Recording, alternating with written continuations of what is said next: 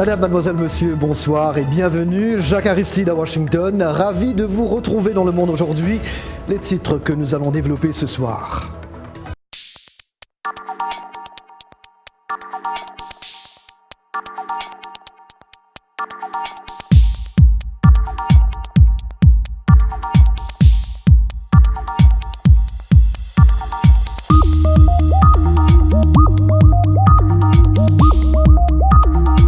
Cette rencontre prévue à Berlin dimanche se tient moins d'une semaine après celle de Moscou. Plusieurs pays seront représentés avec les dirigeants de la Russie, de la Turquie, de l'Égypte, des États-Unis, de la Chine, la France et l'Italie. Le sommet mettra la pression sur le maréchal Khalifa Haftar et son armée nationale libyenne de l'Est pour mettre un terme à une offensive qui a duré 9 mois contre le gouvernement de Fayez al-Sarraj dans la capitale. Notre ministre des Affaires étrangères a rencontré aujourd'hui le maréchal Haftar et je pense que nous avons reçu une bonne nouvelle. Tout d'abord, il est prêt à respecter un cessez-le-feu. C'est la condition préalable. Lors de la conférence sur la Libye, nous devons également veiller à ce que l'embargo sur les armes soit respecté. Vendredi, l'homme fort libyen Khalifa Haftar était en Grèce afin de contrer le soutien de la Turquie à ses adversaires. Le maréchal a rencontré le ministre grec des Affaires étrangères, Nikos Dendias. La Grèce est prête à aider la Libye, soit en participant au mécanisme international pour trouver un cessez-le-feu, soit en collaborant avec les forces grecques dans le cadre d'une opération européenne visant à imposer l'embargo sur les armes et le transport de mercenaires en Libye. Le conflit libyen a poussé environ 140 000 personnes à quitter leur domicile. Les déplacés vivant sur des chantiers à Tripoli espèrent qu'une trêve pourra être trouvée lors des discussions à Berlin ce week-end.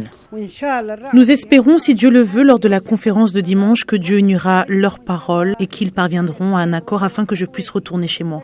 Mais selon les organisateurs du sommet, la réunion de Berlin au siège de la chancelière Angela Merkel ne tentera pas de négocier le partage du pouvoir entre les forces basées à l'Est et le gouvernement internationalement reconnu à Tripoli.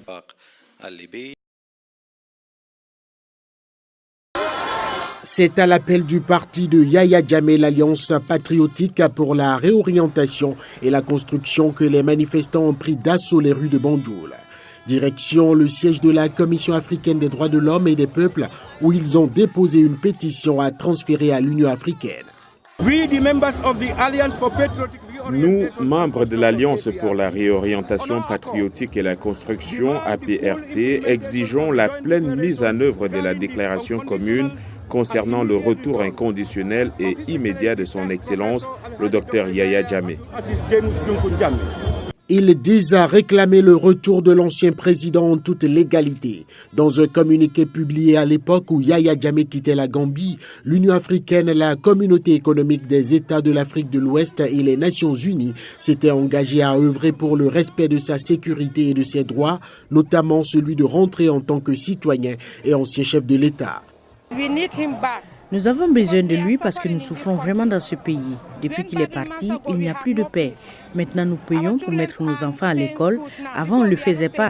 Même moi, ma soeur cadette, elle a de bonnes notes à l'université, mais en ce moment, la pauvre, elle ne sait plus quoi faire, puisqu'elle n'a pas de sponsor. Donc nous souffrons vraiment. Yahya Jammeh a tenu à réagir à ce témoignage d'affection. Dans un enregistrement diffusé sur les réseaux sociaux, il a soutenu cette manifestation. La Gambie, enclavée dans le Sénégal, à l'exception d'une étroite façade atlantique, connaît une recrudescence de tensions politiques.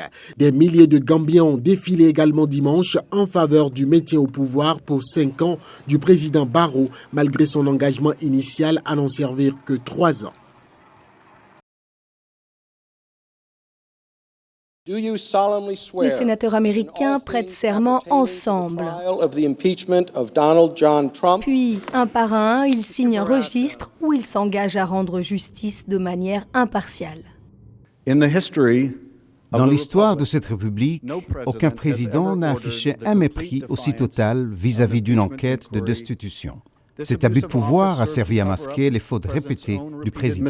À la Chambre à majorité démocrate, la procédure de destitution fut une bataille partisane controversée.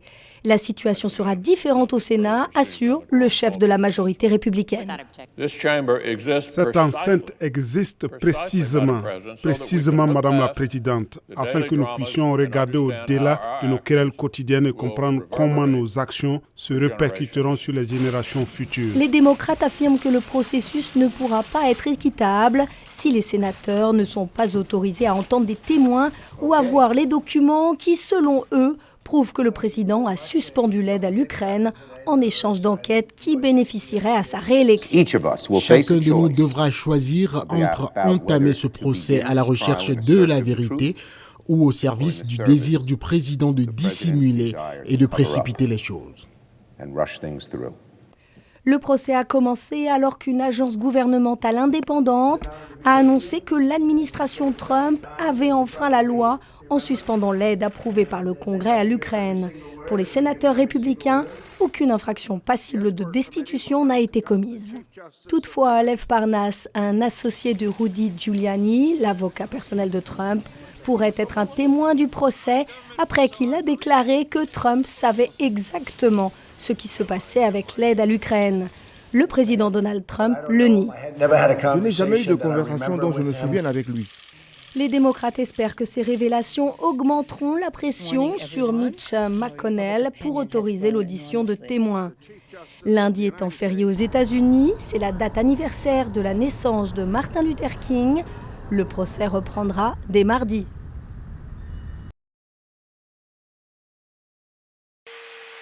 Emeka Ugwueze découpe une tôle pour créer une base pour sa dernière invention dans son atelier d'Awka, une ville du sud-ouest du Nigeria. Il a créé un prototype de générateur alimenté par l'eau. L'électricité qu'il génère peut durer plus de 6 heures. Son premier modèle, il l'a construit en 2001 après s'être lancé dans l'ingénierie pour des raisons personnelles. J'ai en fait perdu un ami à cause des vapeurs d'un générateur défectueux. Cet accident a été l'élément déclencheur de mon invention. Je voulais faire quelque chose qui pourrait éliminer l'utilisation des générateurs à essence dans la société. Je suis donc un défenseur de l'énergie propre et de la gestion des déchets. Les machines d'Emeka sont alimentées par des batteries de moto haute tension sans émission de carbone. À ce jour, il a créé plus de 12 machines qui, il l'espère, résoudront certains problèmes de l'environnement, la santé et l'industrie. En général, je trouve mes matières premières dans des poubelles. Je vais chercher des composantes électroniques dont les gens se sont débarrassés. À un moment donné, des amis et des personnes qui apprécient ce que je fais ont commencé à me faire des petits dons et à me dire « prends ceci pour t'aider ». Et à travers les réseaux sociaux également, des gens que je ne connais pas me font des dons pour s'assurer que je continue à créer et à rêver. Parmi les admirateurs du travail d'Emeka figure Chika Egbe, une voisine qui utilise le générateur hydroélectrique de l'inventeur depuis plus d'1 an.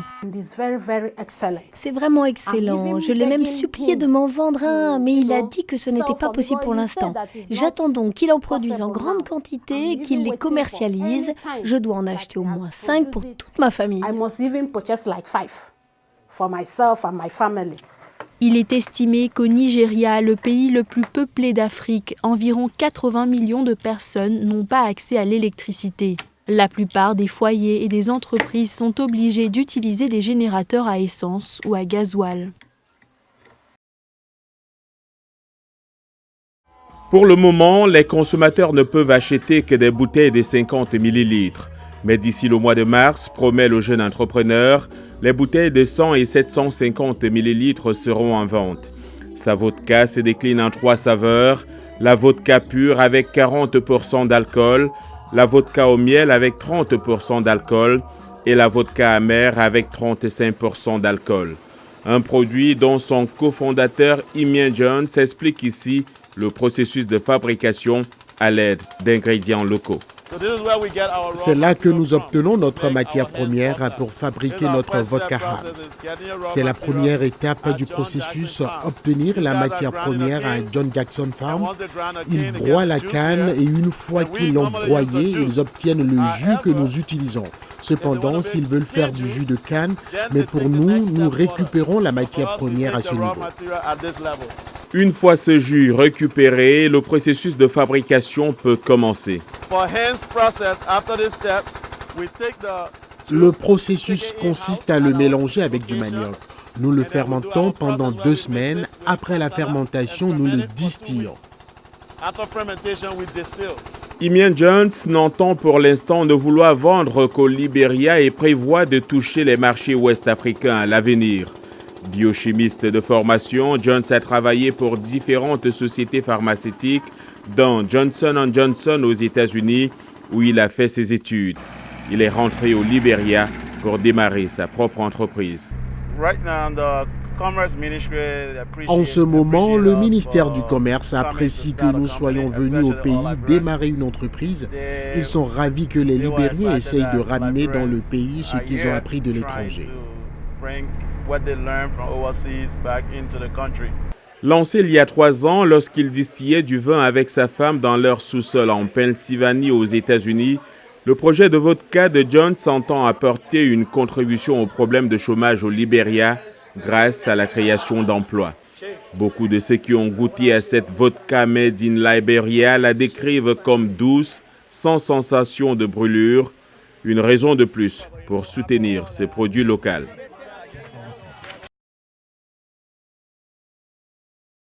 Bonsoir à tous. Nous ouvrons cette page sportive avec le football féminin des moins de 20 ans qui vont faire vibrer l'Afrique au rythme des matchs allés du tour préliminaire des éliminatoires du Mondial 2020 des moins de 20 ans ce week-end. Le Cameroun, le Nigeria et le Ghana sont exempts. Parmi les affiches au programme, un duel du nord du continent entre l'Égypte et le Maroc. Affiche d'Afrique centrale entre le Gabon et la RDC et le Congo-Brazzaville et l'Angola. En Afrique de l'Ouest, on assistera au duel Libéria-Guinée, Burkina Faso-Gambie, Mauritanie-Guinée-Bissau, Sierra Leone-Sénégal. Les autres rencontres, Soudan du Sud, Algérie, Tanzanie-Ouganda, Burundi-Éthiopie, Malawi-Zimbabwe, Namibie-Botswana et Zambie, ainsi que l'Afrique du Sud. Les matchs retour sont prévus dans 2 semaines. L'Olympique lyonnais est en discussion avec le club espagnol de Villarreal pour un prêt jusqu'à la fin de la saison de l'attaquant international camerounais Karl Toko Ekambi, a indiqué ce vendredi le président de l'Olympique lyonnais Jean-Michel Aulas. Les négociations tourneraient sur un prêt avec option d'achat de 20 millions d'euros environ, bonus compris. Âgé de 27 ans, Karl Toko Ekambi, formé au Paris FC, a évolué à Sochaux puis à Angers avant d'être transféré pour 20 millions d'euros à Villarreal en juin 2018. Le défenseur central camerounais Joël Matip et le milieu de terrain brésilien Fabinho devraient être dans le groupe de Liverpool qui reçoit Manchester United ce dimanche pour la 23e journée de Premier League. Ils se sont entraînés tout à fait normalement hier jeudi et mercredi, a indiqué le coach allemand Jürgen Klopp en conférence de presse. Matip était blessé depuis fin octobre à un genou alors que Fabinho avait été touché à une cheville. C'est tout pour aujourd'hui, Jacques. Excellent week-end à tous. Et voilà, c'est ici que nous allons clore Le Monde aujourd'hui. Merci d'avoir été des nôtres ce soir et toute cette semaine. Toute l'équipe vous donne rendez-vous lundi, même heure, même endroit. Je vous souhaite une très belle soirée et un très bon week-end. Merci.